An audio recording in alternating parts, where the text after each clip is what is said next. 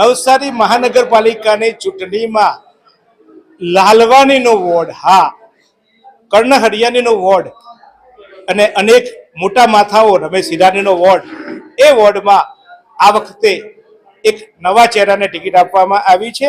અને એ નવા ચહેરો જે છે એ ચોક્કસ આ સમાજ આમ તો જનરલી ઘરમાં જ કામ કરતો હોય છે, પરંતુ આજે ગામનું કામ કરવા નીકળવા પડ્યા છે. શું નામ છે આપનું? જોમાબેન રાજુભાઈ ભરવાડ. એટલે રાજુભાઈના નામે દંપત ચૂંટણી લડવાના કે જોમાબેનના નામ પર લડવાના? હવે જોમાબેનના નામ પર. આપણે માતાજીની પૂજા કરીએ, બરાબર ને? અને આપણે કહીએ કે માતા એટલે તાકાત હોય, દુર્ગા શક્તિ હોય. કેવી રીતે લડશો? તમારા વિસ્તારમાં તો તમે અત્યારે રાજુભાઈના એટલે કે તમારી ભાજપ જેમાં તમે ટિકિટ લીધી છે ત્યાં બધા મોટા મોટા નગરસેવકો હતા, પેલા કર્ણભાઈ હરિયાણી અને પ્રેમચંદભાઈ લાલવાની અને રમેશભાઈ હિરાણી, એ બધાએ તો તમારા વિસ્તારમાં કંઈ કામ કર્યા નથી. હવે તમે શું કરી દેશો? હા, બધાનો સપોર્ટ છે, કરશું. મારા સસરા, મારા હસબન્ડ બધાનો સપોર્ટ છે એટલે થઈ જશે. બેન, આ બધા ટિકિટ માંગવા નીકળ્યા હતા, તો તમે ટિકિટ માંગવા ગયા હતા ખરા? હા. કેમ મન થઈ ગયું ટિકિટ માંગવાનું? રાજુભાઈ કીધું એટલે કે દાના બાબાએ કીધું એટલે? દાના બાપા કેટલા સમયથી આમાં ભાજપમાં મહેનત કરે છે, મારા હસબન્ડ બી મહેનત કરે છે, તો પછી હક તો લાગે ને માંગવાનો. એને આંબા આવ્યા ફળ તમે ખાવાના એવું? ના, બધા જ સવીને હારે છે.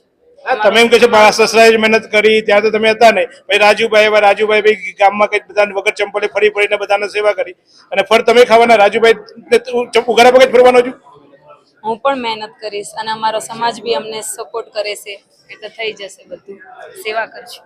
બેન, ભાજપના પ્રમુખ કોણ? તમને ટિકિટ લીધી અત્યારે ભાજપ પ્રમુખ કોણ તમારા વિજયપુર નવસારી મહાનગરપાલિકા શહેરના? પુરાભાઈ શાહ. શહેરના પ્રમુખ? હા, વિજયભાઈ. રાજુભાઈ, તમે આવું પેપર નહીં ફોડી દો યાર. તમે આજે કાલે બેન વિકાસનું કામ કરવા છે, તમને પૂછવા છે ઘરે કે રાજુ અમે સહી કરું કે નહીં કરું? રાજુભાઈ પ્લીઝ, આપણે બેનને સેવા કરવા મૂક્યા છે ને, તો એ મારી દીકરી જેવી છે, પણ ચોક્કસ એનું કામ છે રોટલા બનાવ તો ગડવા પડે, ટીપા પડશે તો ટીપાવા દો. તમે જવાબ ના આપ્યા કરો.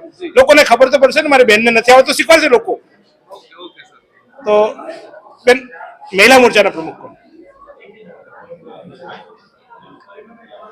બેન, તમે રસોડાનું કામ કરો છો એટલે તમને આપણે ગાયને દોવા જઈએ તો તમે દોયા છે કે મને ખબર નથી આજની પેઢી તમારી, તો પણ આપણો ધર્મ છે. હું બી પશુપાલક છું.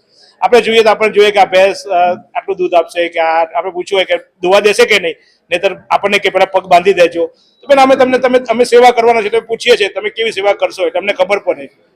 કરશું, કીધું તો કરું, બધાનો સમાજનો સપોર્ટ છે તો કરશું સેવા. એમ પછી વારે વારે દાના બાબા પૂછવા જશો, રાજુભાઈ પૂછવા જશો? બધા હારે જ છે એટલે થઈ જાય. તમારા વિસ્તારની સમસ્યા કઈ છે? કોઈ સમસ્યા નથી, લાગુ પડશે એ સમસ્યાનો હલ કરી આપશું. કોઈ સમસ્યા જ નથી. રામ રાજ્ય છે તમારે ત્યાં? નથી જ તેને, ત્યારે તો કોઈ સમસ્યા. તમે શું કરવા છૂટાવાના? કામ શું કરવાના? પછી કઈ કામ જ નથી તો ના, જે આરામ કરવા આવ્યા? સમસ્યા હશે એ આવશે, બધા લઈને તો કરી આપશું. નિસ્વાર્થ. તમે તો કે કોઈ સમસ્યા જ નથી, રામ રાજ્ય છે, તો પછી તમારે તો ક્લિયર કરવાનું છે એવું? ના ના, એવું નથી. તો સમસ્યા નહીં? તમારા ઘરે પાણી આવે છે બધાને? હા, આવે છે, નાની મોટી હોય એનો હલ થઈ જશે. પાછા રાજુભાઈ બોલે એમ તમે બોલ્યા કરો. ચોક્કસ બેનનું નામ રાજુભાઈના કહેવાથી અથવા તો એમના પરિવારના કહેવાથી આવ્યું છે.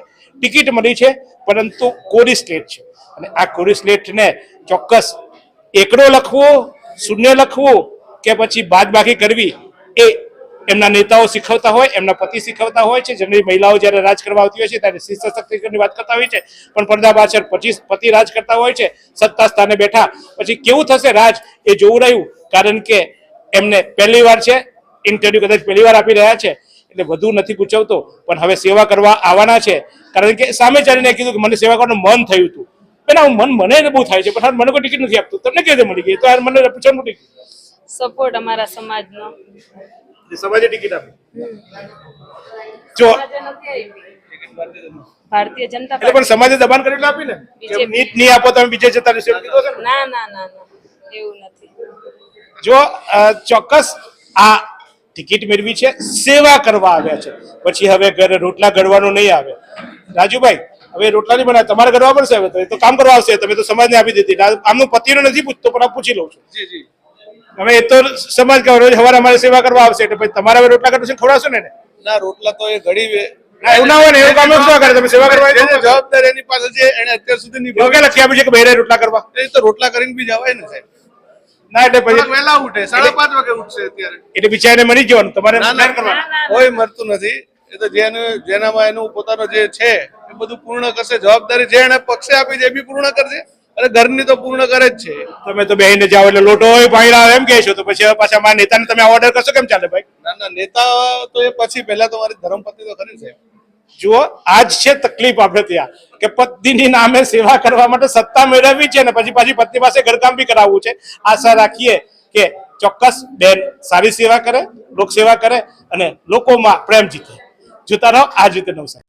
આ સુંદર સૃષ્ટિને નિહાળવા માટે હજારો લોકો પાસે દ્રષ્ટિ નથી અને એ ત્યારે જ શક્ય બને જ્યારે કોઈ ચક્ષુદાન કરે. તો તમારા સ્વજનો સાથે મળી એક સુનિશ્ચય લઈએ, ચક્ષુદાનને પરિવારની પરંપરા બનાવીએ. Visit Sant Punit Chakshu bank, Rotary eye institute Navsari. Call 7069006329.